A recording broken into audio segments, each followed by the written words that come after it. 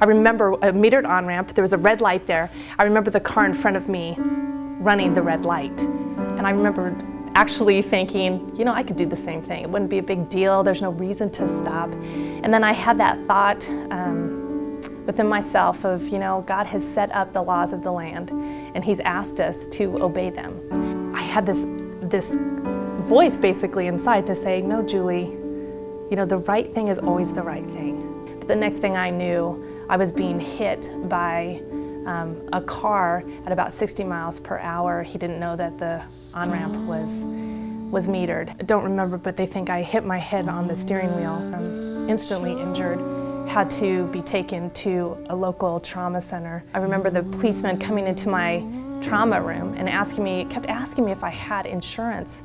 After about the third time, I said, well, why? The young man that hit me was completely uninsured.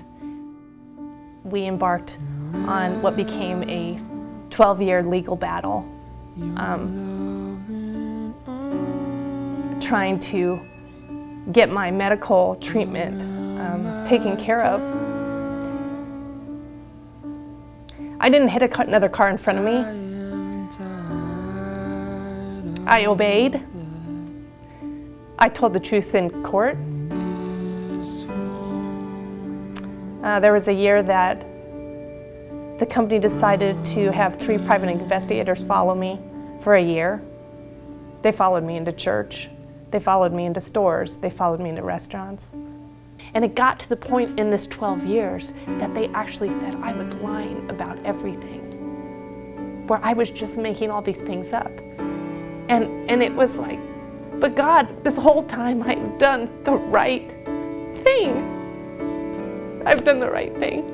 And it just felt like at what point, I remember going to the Psalms a lot. How long, O Lord, will you allow my enemies to prevail against me? How long? How a loving God could allow something to go on so long, for me to be so mistreated, for things to just not go in my favor when I did the right thing. I mean, if one more person had said to me, oh, all things work together for good, or I just, you know, for I know the plans that I have for you, declares the plans to, you know, prosper you and not to harm you, and I felt harmed. I felt harmed. I felt unprotected.